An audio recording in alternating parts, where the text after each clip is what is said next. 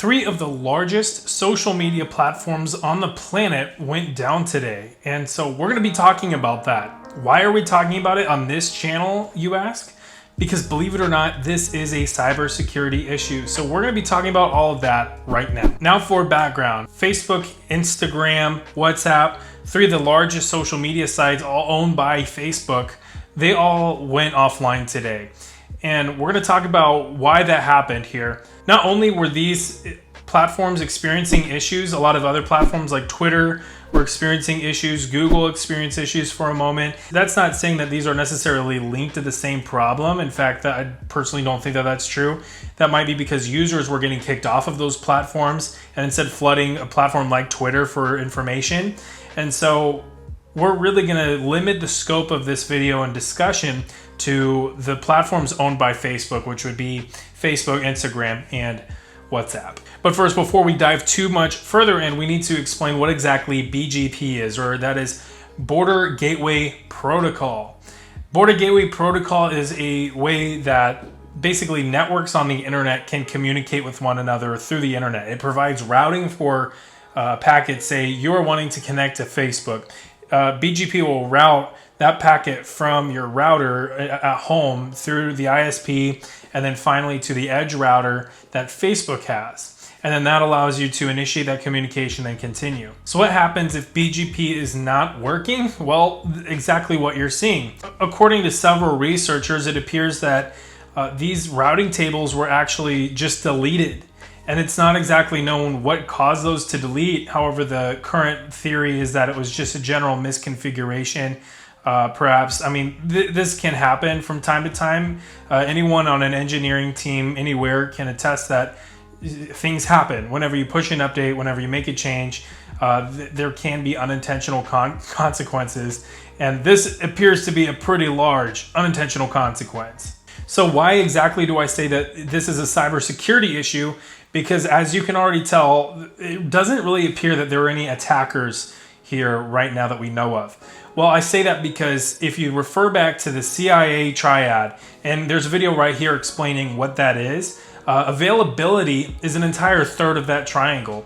And so although there are no attackers in this case that we're aware of, and I'm going to talk about why I keep saying that we're aware of, here in a moment.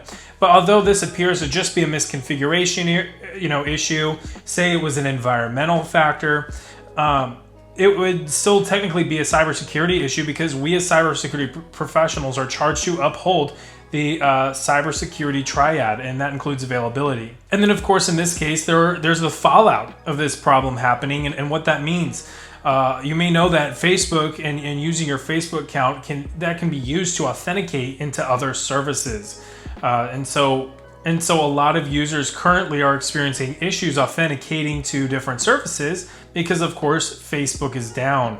So that can be a huge issue for a lot of people. Another huge issue is that the Facebook.com DNS name is currently for sale. Now, that isn't really to say that this is a huge issue. I mean, people know that Facebook.com is Facebook. They will probably be able to recover that. No problem. However, you don't want, your domain name for sale whenever, especially everyone knows that domain, they'll be going back to that domain. And so you want to make sure that you keep, accountability of those domain names that you own and not let any of those expire, not let any of those go for sale online. Another issue here is 3 billion people, over 3 billion people are estimated to have been affected. I mean, that's the number of people that use these applications. WhatsApp is a huge communication app that's used, as the primary communication platform for, several countries. And so, or entire regions of the planet. And so, these going down, it creates issues not only with just authenticating, but with communication.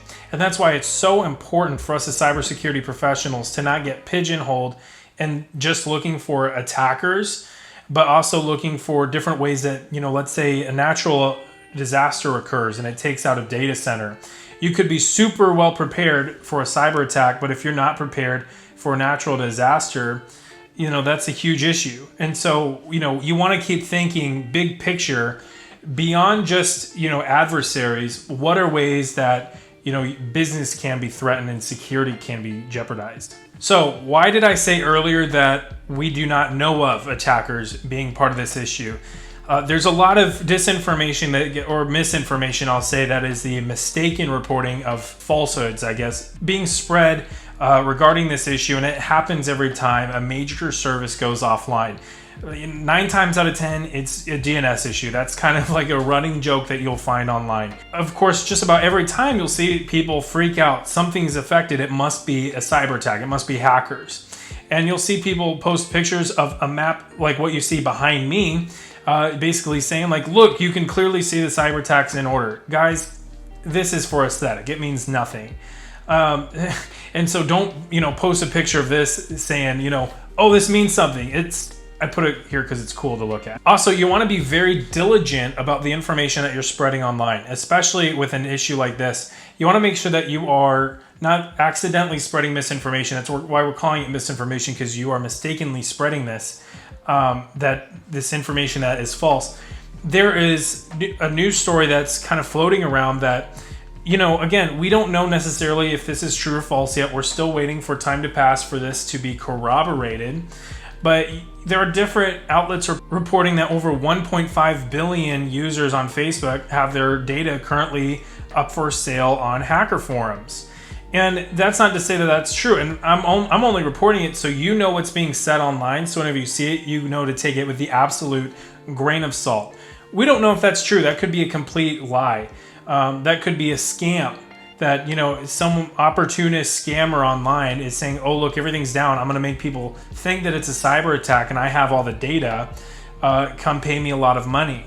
And so if you see these stories floating online, make sure you're taking it with a grain of salt. You're waiting for multiple other sources to come out with their own sourcing and not just basing it off of that original article coming out and corroborating the information that is being claimed. Like I said, at this time, it looks like it's just a BGP issue, just a simple misconfiguration that caused a massive problem. And while that's still a cybersecurity issue, that's still not good.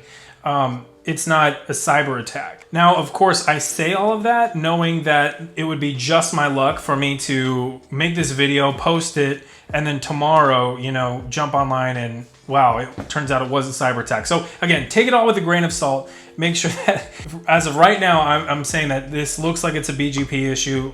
Don't worry, let's slow down. But if this is a cyber attack, you bet that I will be coming back and making a whole new video about it. We'll be talking about this more. So hit the subscribe button if you're not already subscribed to stay tuned for that. And if this was helpful or informative to you, please do hit that like button. It really helps with the YouTube algorithm. And I really appreciate your support. So with that, I'll see all of you next time. Bye.